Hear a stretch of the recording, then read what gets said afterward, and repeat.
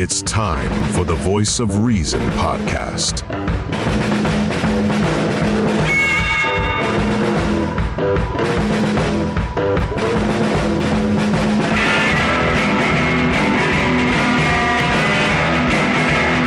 Here are your hosts, Sean Phillips, Andy Van Beber, and Travis Kirkendall.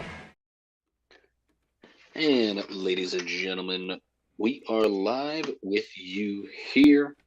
It's live for us. It's February 18th, the great year of 2024. As always, main name is really good. My name is Sean Phillips. I'm joined alongside my co-host, Mr. Andrew Van Beber. How we do today, boss?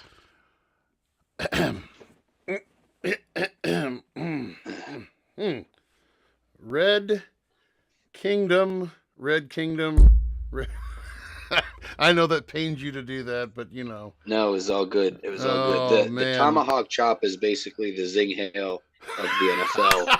So. Oh no! Come on! Oh my gosh!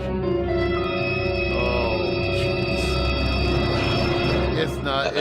I tell you what, my favorite thing, like leading up to the Super Bowl, is I do not get on Twitter very often anymore, but yeah, it's funny, and part of the reason why is there's just so much negative stuff on there compared to, I feel like, a lot of the other platforms that I'm on. But I will say this: the amount of like Nazi Germany Chiefs comparisons that I saw in the week leading up to the Super Bowl was very, very funny. Like some people had like photoshopped like pictures of German soldiers with all the Chiefs players' faces onto them. And, like it was actually pretty funny, and that's how it felt. So, this year is yeah. I was disappointed with the boys' behavior at the parade. That was kind of embarrassing, and also it was kind of on a serious note, the whole shooting afterward. And I guess turned out to be two teenage boys. I guess that were it was from the jump. It was exactly what I said when I was talking to Tony about it, because living in Kansas City now. The first thing I did is I started calling friends that I knew that were at the parade. I was just checking in, making sure that, people that I knew were safe. But from the jump, I was like, this was not a active shooter, mass shooting situation. This was, which I'll get into that in a second, actually. Yeah. I know this is not our topic, but but it was, I would call it gang-related violence. Is that adolescents that are young teenagers, not even that young, probably anywhere between the ages of 15 to 17, that were getting into a fight. Guns were drawn, and in like 99.9% of gang-related violence, it's never either of the two morons pulling the triggers that get shot. When you turn a gun sideways and start blasting, you typically hit anyone else but the person you're aiming at. And unfortunately, I think it was something along the lines of like 9 to 10 or 11 people shot, 22 people injured because of. And somebody passed too, right? One woman, a mother of two or three, was killed. That's terrible. But yeah, it was, and this is so. And I don't want to get on too much of a soapbox about this, but one thing that irks me, and I don't know why it irritates me the way that it does, but of course, not 30 minutes after this, the account of Joe Biden, because Joe Biden's Twitter is not ran by Joe Biden. It's ghostwriter, right? But tweeted about how there's been more active shootings in the United States than there have been days of the year. And here's my thing. I hate. So if we want to go by the what is an active shooter? An active shooter is anyone that's shooting at any point in time because they are actively shooting something. However, the phrase active shooter has become synonymous with your, mass casualty shootings where it is a individual who is targeting a group or any individual at a time. So by definition, any shooting is an active shooter situation if someone is pulling the trigger and someone is actively shooting. Right. However, the term has grown synonymous with someone that is who is planning on just shooting a group of people. That was not the case. Right. This is and usually in about 95%, if not more, of these particular instances that people are calling active shooter situations. Again, calling them active shooter situations, grouping them into mass casualty shootings. It's gang-related violence. It is gang-related activities. Well, even if it's not gang-related, it is an incident that is occurring between two parties. Right, and by that definition, we can talk to Travis about this. Up in Chicago, technically, if you use that definition, you could say there's active shooters in Chicago every day. I mean, that's politicizing it just right off. It instantly goes to politicizing. Yeah, it's and again, you look at it and you go, okay, Missouri, why do two 15 to 17-year-olds have handguns downtown during a parade? How is that possible? How did that happen? Why is that possible? But here's the thing. What makes me happy is now there's a president. There's a precedent that's been set. We talked about it last week, and hopefully the parents, if there are parents of the individuals that are being busted, are now held accountable, and hopefully they are charged for involuntary manslaughter. I hope that is a new precedent that we start to see. I genuinely, because it's shit like this that is infuriating. Again, it's infuriating everywhere it happens, and I hate that it has to get politicized. Because it's the same thing. Like, you and I have talked about it personally, and then on this show, we are two individuals who believe you should have the right to bear arms. Yes. Doing so responsibly, doing so ethically. And yet we are also realists. We also understand, it's a lot easier to kill people with a gun than it is to kill people with a knife. We understand that it is a quote unquote gun problem, but it's also a people problem. And so it is right. There needs to be checks and balances, which again we've talked about, and we talked about it last week, where in Illinois, people have to have, what are those cards called? FOID cards. FOID cards. There's people that need FOID cards, and yet Illinois, there's still shootings, like you said, every day. Whether or not those individuals have their FOID cards. But yeah, it's it's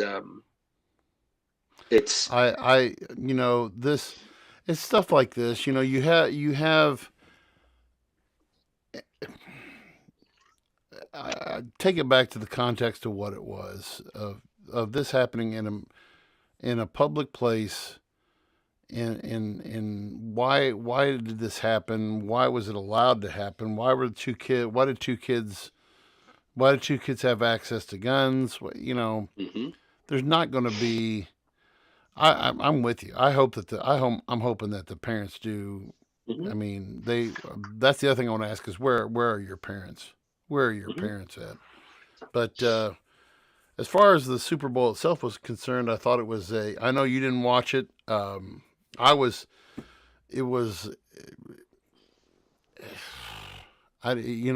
first half was a defensive. I thought it was a defensive battle.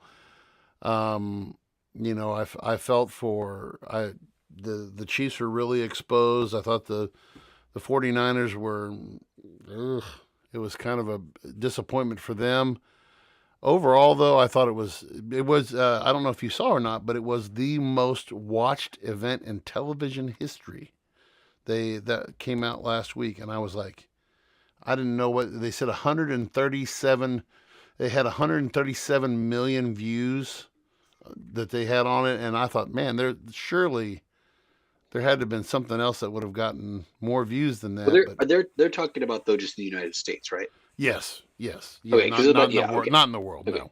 Yeah, Because I was United like States, right, right. the World Cup final, Yeah, was it 2 years ago, was viewed by 4 billion right, right. people, which United is States audience. Yeah, definitely United States mm-hmm. audience. Yeah, the World Cup always. I think that the World Cup. What was the one where? How long ago was that with? Man, that's been 7 or 8 years ago with when Costa Rica was in it. I remember that was a huge one, and so I think that. But those are good numbers. The as far as the ads and everything, hoo ha, whatever. But the amount of money that was another record set as far as the amount. I forgot how many billion they said they was spent on ads this year, but it was a record setting on ads, and it used to be like a 30-second ad would cost, I think it was like somewhere in the neighborhood of like $10 million, but that number now has actually doubled. So I'm thinking, you're spending $20 million for a 30-second ad and I mean, they'll get a lot of shelf life out of it but there were some that were just like, what exactly are you trying to sell? Mm-hmm. So anyway, but good Super Bowl. I was impressed with the, I like the outcome. I'm still waiting for the other shoe to drop and Kansas City to return to being a mediocre football team. I know you can't wait, but that's neither here nor there. But well, the Chiefs are a mediocre football team. Just got lucky, right? System quarterback. Not lucky. No. There is no luck in Father Goodell's eyes. Goodell's script. No, it was actually funny. I tell you what, I'm not making this up. There were the ladies of where I work currently, talked about how Taylor brought home a Super Bowl ring for the Chiefs this year and all the attention. And it was funny because, someone, who was it? Someone in my office was like, man, I'm wondering what they're gonna do to pull the stops out next year. And I looked just dead serious. I just looked and I was like, well, maybe they'll be broke up by then. No, I said, well, you got to think. I was like, 3 Super Bowls, so they've definitely sacrificed a handful of children. I was like, to get Taylor to come, they had to sacrifice at least 3 or 4 more children. Blood on the altar. Yes. I know. So I went back. I said, back in the day, they sacrificed Tyreek's kid. They sacrificed him. Then they sacrificed Frank Clark's girlfriend for the second Super Bowl. Right. And then they sacrificed the kid that Andy Reid's son almost, killed in the car accident. And then they sacrificed the couple families that Patrick Mahomes Sr. ran into this season. So, yes. Well, hey, look, but Jackson Mahomes made up for it because they were trying to hero or whatever, make him a hero. During the shooting, he was calming a mother and her daughter down. I was like, tell you what, Jackson Mahomes had absolutely no idea there was a kid there. He went straight for the mom just because he saw, a chick and was like, how can I grab you, ma'am? Yeah, no, I cannot. For the record, I cannot stand that. I can't stand that kid. You saw him accidentally, I think, in a couple of camera shots. I mean, I think they pulled Jackson Mahomes is like eye cancer now on any kind of, because of that lawsuit. And did I hear correctly did that charge get dropped or not? I don't know. I hope it hasn't, because that's. Yeah. Ugh. Well, I'm sure his brother came out there and said, come on. He probably said, "Hey, you know what? I bet I could get Taylor to drop by, and we can have a dinner, bring get some buzz going around this place. Sorry, my brother tried to finger blast you while you were working. Oh, man. You didn't take to his advantages. But look, I got my dad to drive him out of here, so it's all good. Yeah. No, I tell you what, Patrick he needs to Aaron Rodgers' family, man. He just needs to get rid of them and just ride off into the sunset. There you go. Hey, before we begin tonight, I do want to give a shout out. Somebody, I told them I'd give them a shout out. They're going to start listening to our podcast. The good folks at Box Drop Mattress in Hannibal. We went up there this weekend, got a mattress, picked up a mattress for them. If you're in the local area, I told them I'd give them a free plug. Box Drop Mattress up in Northport Plaza up there in Hannibal. Cut us a great deal yesterday on a mattress set. Good folks, and she said she'd give us a listen if I'd give her a shout out, and I'm giving her a shout out. Thanks to the folks up there for that. Yeah, no, that's actually good to know because we are in the market for a new mattress. Really, really good mattress at a really affordable price. Maybe I know my parents are in the market for a mattress, so maybe I'll send them up there and say, "Hey, we know the plug." So you know the plug. Hey, man, what a great week for Uncle Joe, huh? What a great week for Uncle Joe. You know, well, heck, let's just start out. Let's just play the clip, and we can talk about it. This one, I've got a couple of good clips, so we'll play this one, and you know, we'll see what it can render. It was in the south of England, and I sat down and I said, "America's back." And Mitterrand from France, looked at me and said, "You know, why? How long are you back for?"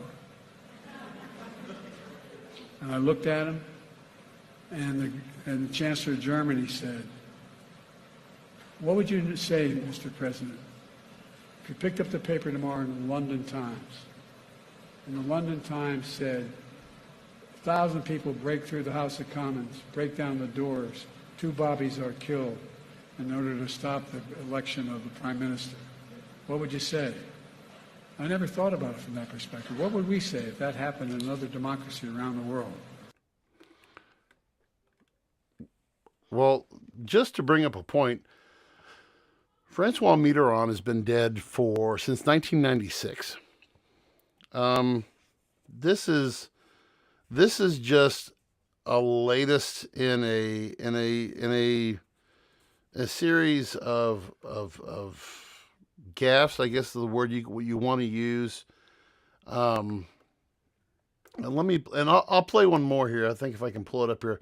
And this was last week. So this was at a press conference in which Biden addresses, people, they directly addressed his age at the news conference, and then he could have, he made a strong statement. That's what your opinion, all this other stuff. He could have made, and I only learned about this statement because in our group chat, Travis posted a thing on the Daily Show with Jon Stewart. I didn't know this press conference had occurred. And from what Jon Stewart said, he's like, he had a mic drop moment, could have walked right off the stage, but he turns around and he walks back on stage and just befuddles everybody. So let me share that with us real quick here. If I can get it to come up. No, I don't want an ad. My son ran away from home. My wife hasn't called. My sister is... But while this loads up, Sean, first impression, what are we dealing with here? We know what we're dealing with, but have you seen the movie The Vow? Have you heard of the movie The Vow? No. So I watched this movie recently. Tony made me watch it. It's not a rom-com. It's a romance flick featuring Channing Tatum, Rachel McAdams, and it's not a bad movie. The premise of it is that Rachel McAdams and Channing Tatum, they're been married for a couple of years. They love one another. Blah blah blah blah. They get into a car accident where Rachel McAdams' character loses her memory, completely forgets who Channing Tatum was, that she was married to him for several years, and basically her head goes back far enough to where, at a point in her life where she was engaged to another guy and was still talking to her family, So that basically happened to Joe Biden, but clearly went back to like the 1980s because this guy is lost. And here's the thing. I don't know about you, but I feel like because of how bad it's been, I see less and less press of live speaking from Joe Biden in the last year than I think we have over his presidency. in a long time. Yeah. Yeah. I mean, and even in when Obama was president, so let's skip Trump because Trump was everywhere. Let's skip Trump and go back to Obama. They didn't let him talk then either. Not Biden, but I'm saying like we normally see presidents frequently. Yes. We see them frequently. Yeah. We do not get that with Joe Biden at all. No. And then when we do, it's usually this peanut butter in the mouth kind of mess. And I remember. Do you remember when he was running and they were trying to blame it on a stutter? Do you remember that? Do you remember when they were like blaming his slurred speech on a stutter? Mm-hmm. I just wonder how many TIAs he's had. Those mini strokes. It's his behavior is comparable to, my sister-in-law has had a number of TIAs. My father-in-law, when he was still alive, had a number of TIAs. And I said this on this show and to many of my friends many times. He reminds my father who'll turn 90 here in 2 weeks. My father will turn 90 in 2 weeks. And he is of that same caliber of just, my dad's right on the fringe of dementia, and it's something hereditary that goes through our family. And you see, I've seen it, and I've had 2 aunts and 1 uncle pass from complications related to dementia. And you see it come on early on. And it's just, and I'm not trying to, it's just the fog, when he looks at you and, he's making a statement in like mid-sentence. And you see this a lot. I mean, you do any just a common YouTube search, just type in Joe Biden speech lapse or speech gaffes or whatever. Mm-hmm. And what do you get? I mean, you just get these,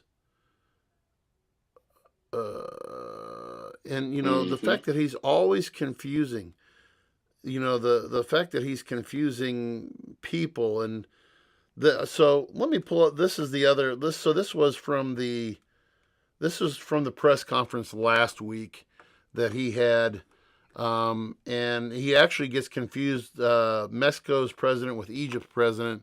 And just take a gander at this real quick.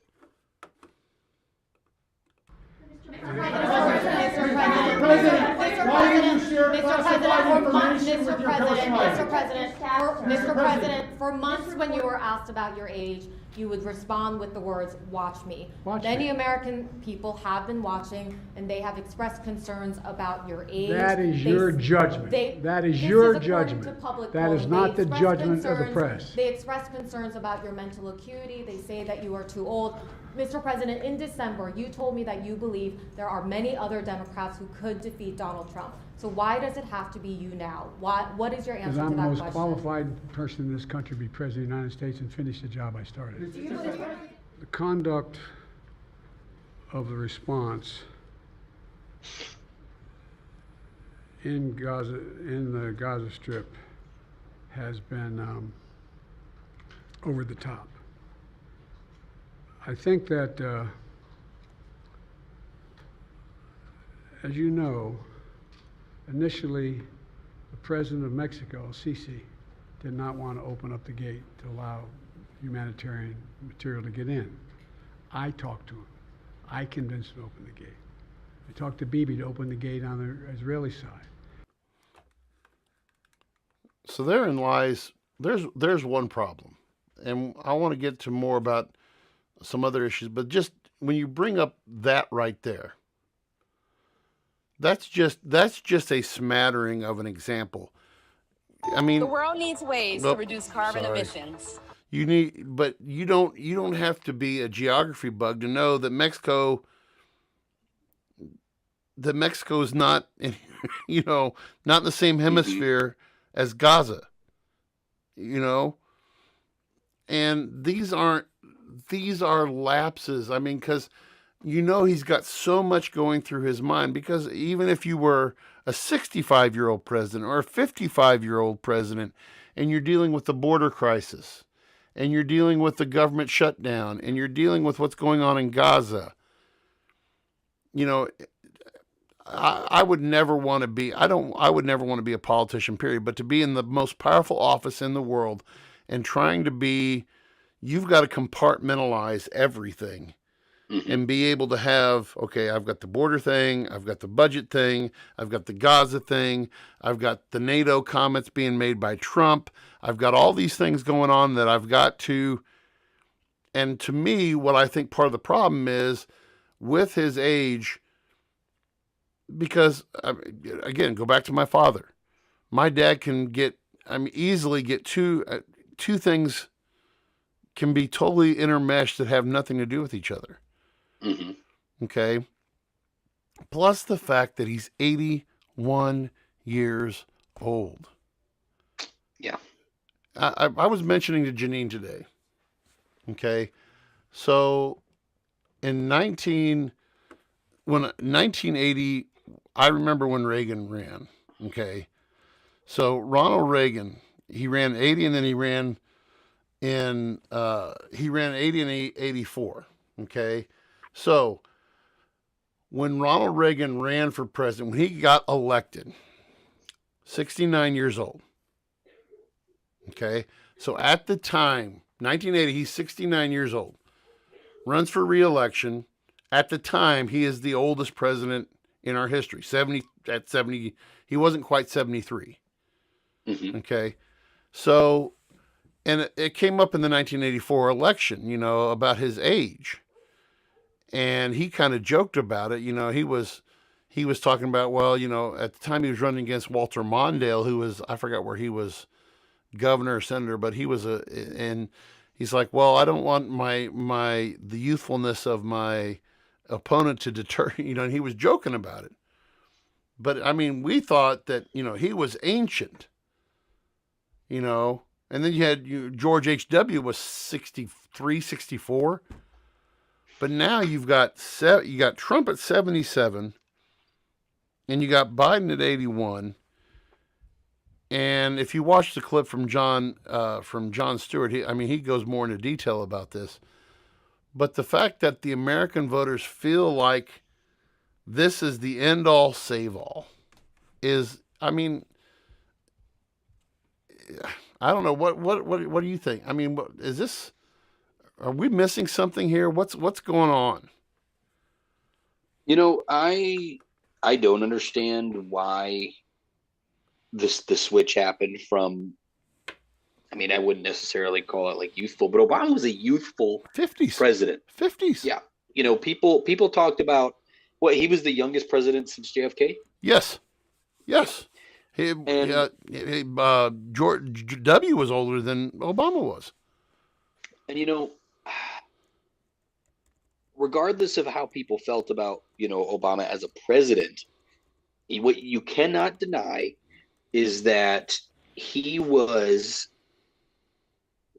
by far in my lifetime the most charismatic.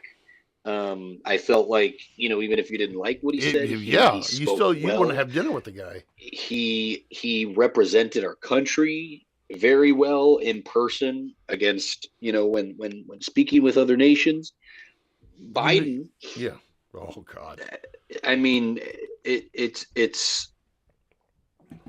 It's a shame to kind of see, him represent us.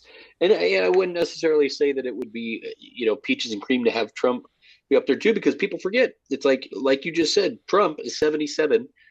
Let's say 78 by the time the election rolls around, will be 82 by the time that he'd be done being president. Why?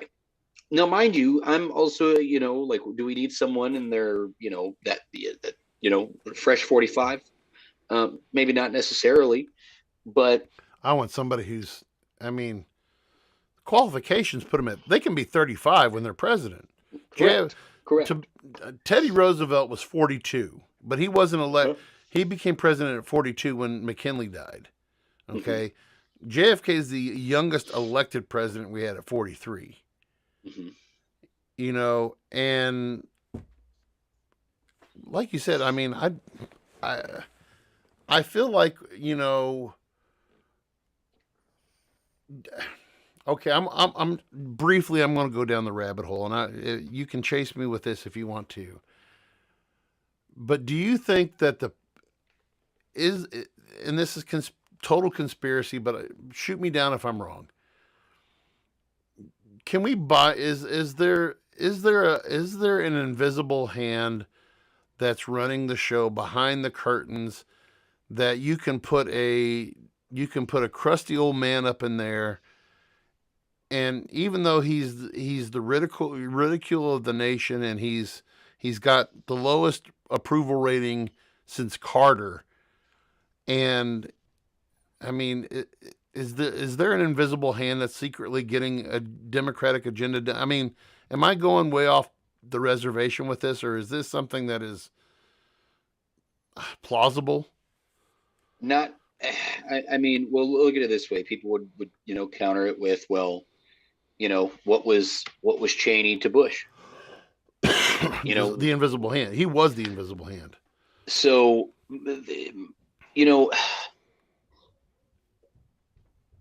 I would say Biden, as he sits, seems to me to just be like the invisible hand is the Democratic Party as a whole.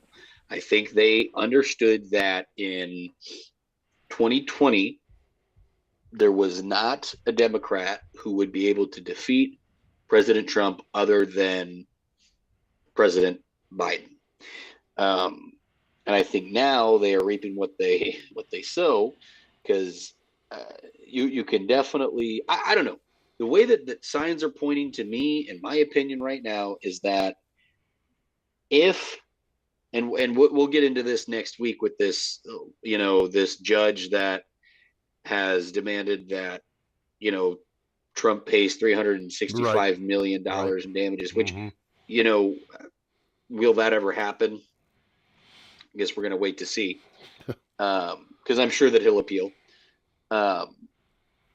But you can tell that the Democratic Party and their followers have done everything that they can to try to disrupt Trump from running for president again.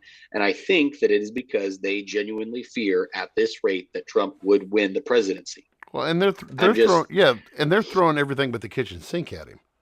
And even someone in the back is lifting that kitchen sink, because it is all coming down. And is it deserved? I don't know. Maybe not. But I think it's gotten to the point where I believe that Democrats have over the last year and a half, 2 years, have gone into a panic mode. No, I take that back. They have really gone into a panic mode once it was when, I'd say, within the last year, when it became pretty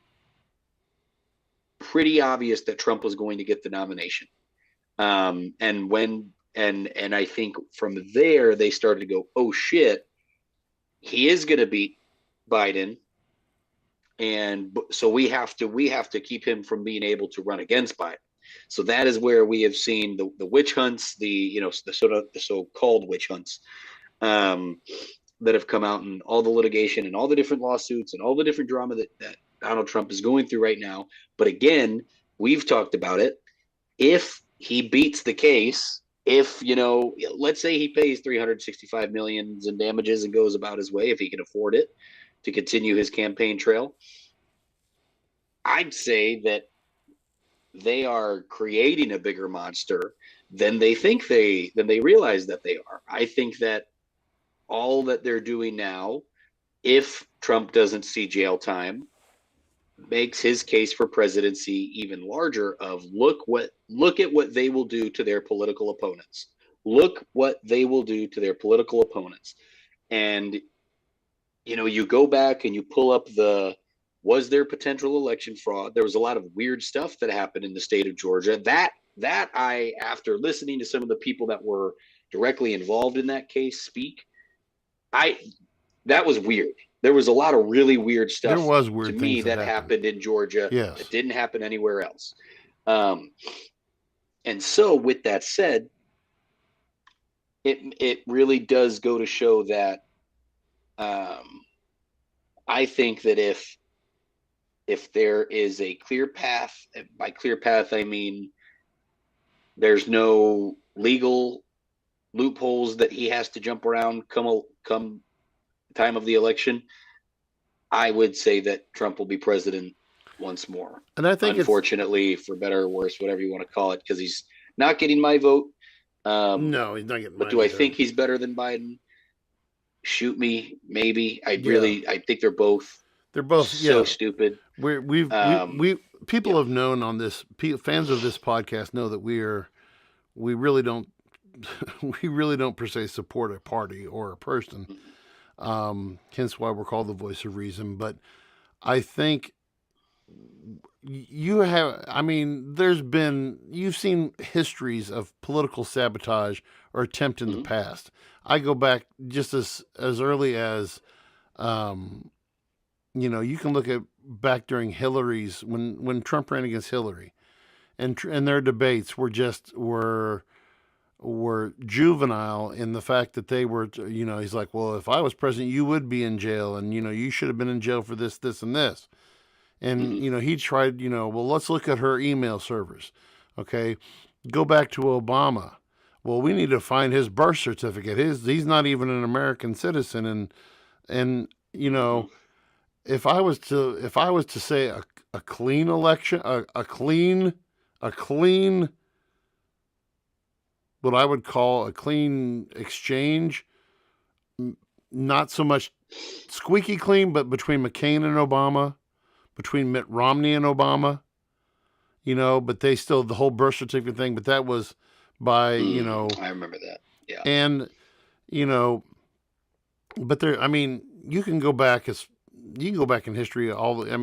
Nixon was so paranoid that he wanted to dig up dirt, and he used the FBI and the CIA, and they, was he he was a bad dude for doing that. But his own party went after him for doing that. But now it's party practice. It's no longer, we're seeing this on the highest levels now with attorney generals going after presidents and, well, we need to look at Hunter Biden for this, and we're going to make a connection to Joe for that, and we're going to do this to Trump, and we're going to, and this is we've had this in discussion. We're going to have our good buddy Alex Ellison on. This is probably news to him as he's listening, but we're going to have him on in a few weeks to discuss some of the irregularities within this whole thing. But back to Joe.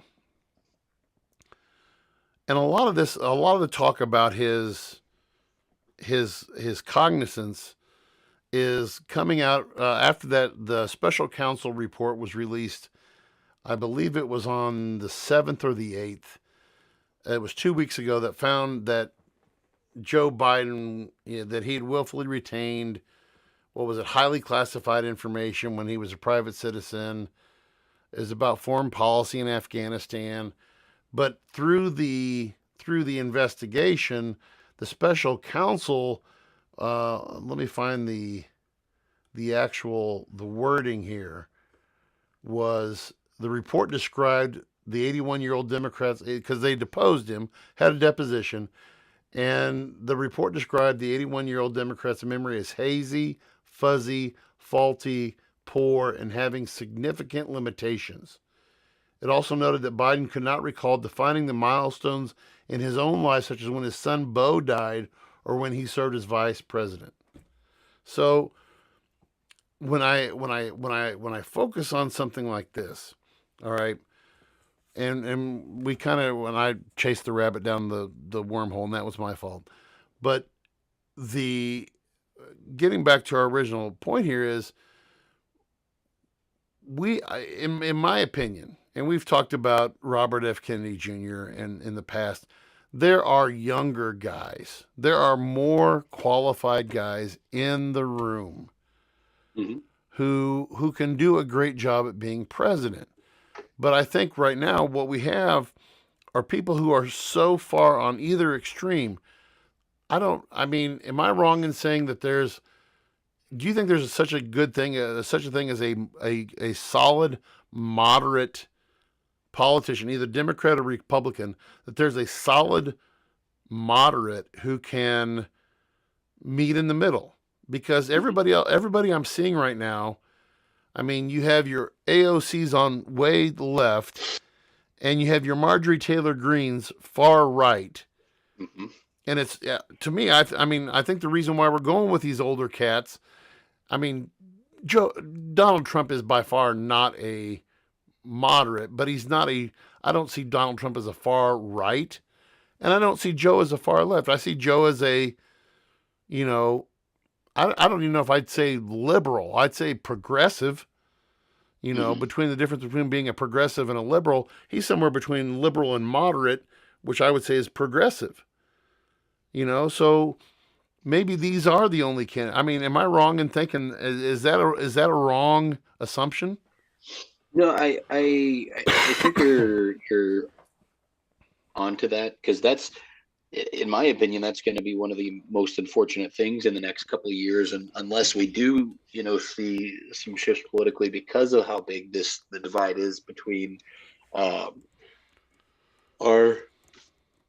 I apologize, our politicians right now, because some of the younger ones are out of their goddamn minds. Your AOCs, your Marjorie Taylor Greenes, your Lauren Boeberts, whatever her name was. Yes, she's gone now. But no, you're absolutely right. I think that a lot of these people think that with this age, and maybe it's because instead of yapping at one another and barking like chihuahuas at one another, they're mumbling to get the words out, so they seem a little safer. They seem a little less crazy. But I also think that the system does it too. Like, we talked about it. Joe Biden is the perfect president for the Democratic Party right now because of how he can barely speak. He can barely get the peanut butter out of his mouth. That's good for them. So they can just tell him what to do, and he'll forget what he did, what he signed, what he's acting, what's going on for him by noon. I tell you what, it's weird because I see what should be, in my opinion, regardless of how you feel about the death penalty. Let me just in Idaho, it was just voted upon that pedophiles can be given the death penalty for their crimes.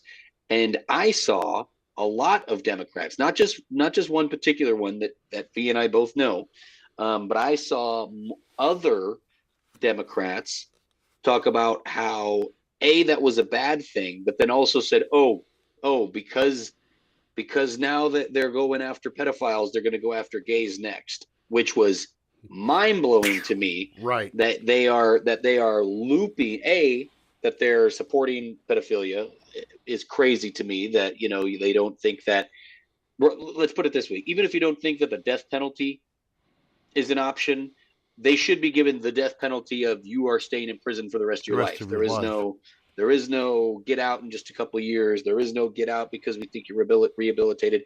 It is, you commit crimes like that, you get locked away for a long, long, long time. And that long, long time is until you're 6 feet under. Right. But yeah, so I just, when you take the both sides of the coin, I feel like people that they, have advisors that are pounding them. They have cabinet members that are on them, spoon feeding them the SpaghettiOs to spew the words out their mouth. It's just, that's what we're getting with Joe, is the words that are coming out of his mouth are a bowl of alphabet soup. Like, it's tough. And again, we're going to get the same thing from the Don. Just a couple of years, good years, 4 years, great. I've been on Ozempic. I've lost the weight. I'm feeling good. Ozempic is. I'm a little constipated right now, but I can't shit. But you know what? You want to know who did shit? Joe Biden. He shit the bed every day. Not me. Not me. This presidency. I do want to point out, and through some research that I've done, so we've talked about the split within the Republican Party. There is a coalition within. There is a moderate coalition within the Democratic Party called the Blue Dog Coalition, which they're not hugely popular, but there is faction. I mean, this Blue Dog. You may have heard the one that stands out to me. The one guy who stands out is this guy. His name is Jim Costa. He's representative from California, who he's kind of a blacklisted. He's a blacklisted Democrat. Who is that? The Democrat. I can't think of the Democratic senator from Virginia that voted against the impeachment for Trump. The first one. I can't think of his name right now. But I mean, off the top of my head. But these guys, you have this whole, like you say, people who are spoon feeding Joe. People who are spoon feeding Joe, who are spoon feeding information. Harvest snaps are uniquely crunchy. Who are spoon feeding. Let me back up. So along the same time when this report was released, and I think Travis sent this to us on a group chat, and I went and read the article, but the article was Harris says she's ready to serve amid questions about Biden's age. And she's like, I'm ready to serve. There's no question about that. Harris told the Wall Street Journal when asked about challenge of convincing voters she's up for the job.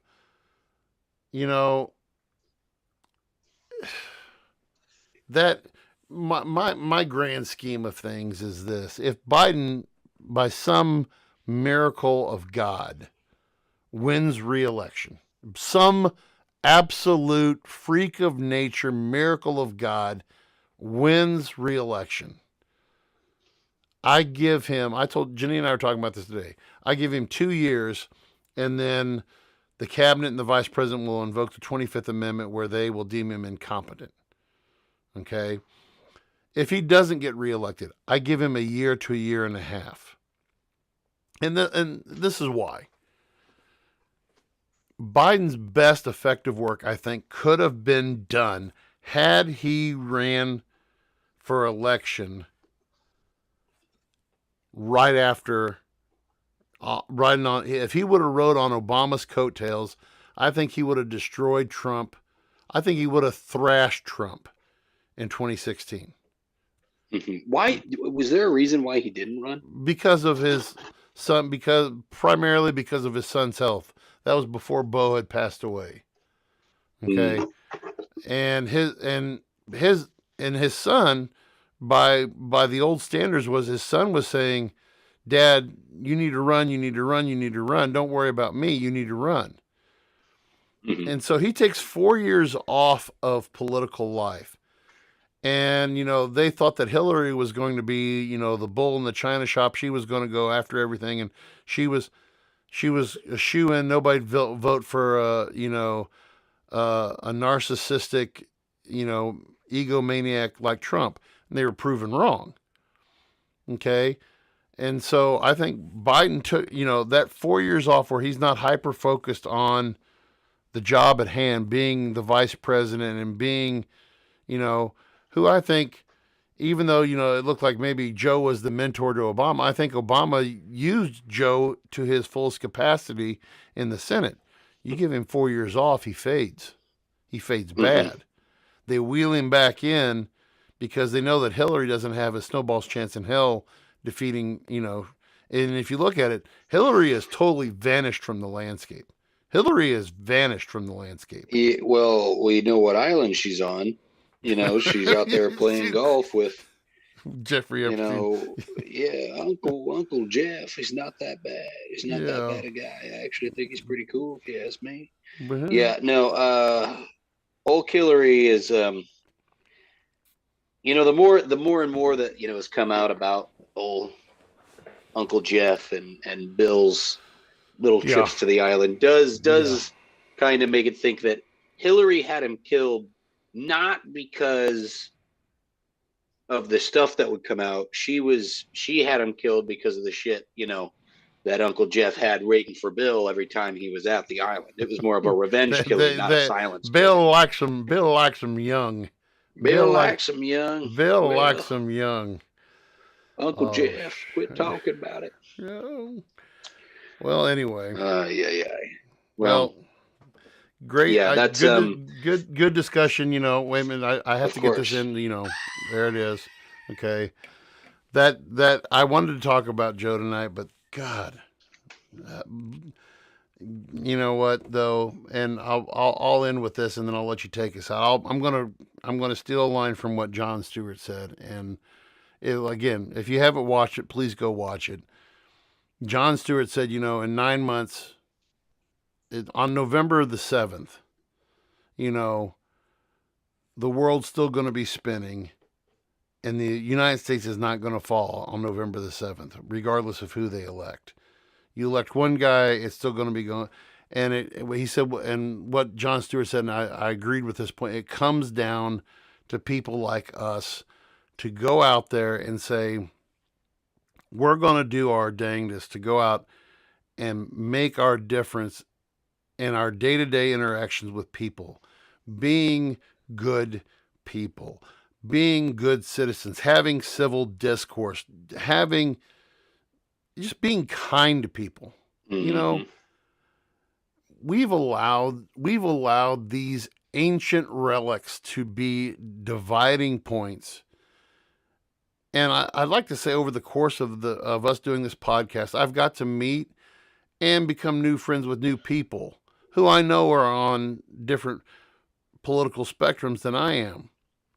But at the same time, I'm encouraged by saying, man, we really like listening to your podcast because you put it in a way that,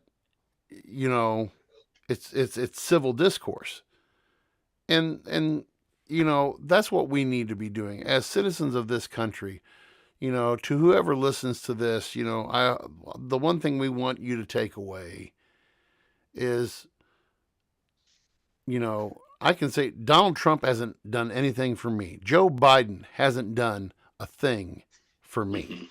Neither one of them hasn't changed the way I live my daily life. I still go to work. I've been going to work at Clopton Schools for 21 years. I've been teaching for 26 years. I've been doing the same thing. Not one thing has been changed on how I do my job. Not one. Do I pay more or less taxes from year to year? Yeah, but it comes with the territory. I've been doing it since I held my first job when I was 15 years old, working in an antique store. Okay? It comes with the territory. We need to be citizens and do our part and be good citizens. Not get divisive and all our panties in a bunch over who's in the White House. 100%. So, 100%. Anyway. Well, friends, thank you all so much for giving us a listen. Be a friend. Tell a friend. Make sure you let them know we are there wherever you get your podcast needs. And excited for talking with you guys next week, the following week, as things keep coming up, and hopefully some new things in store for you. And yeah, but we'll talk to you guys next time. Thanks again. See you. Thank you for listening to the Voice of Reason podcast.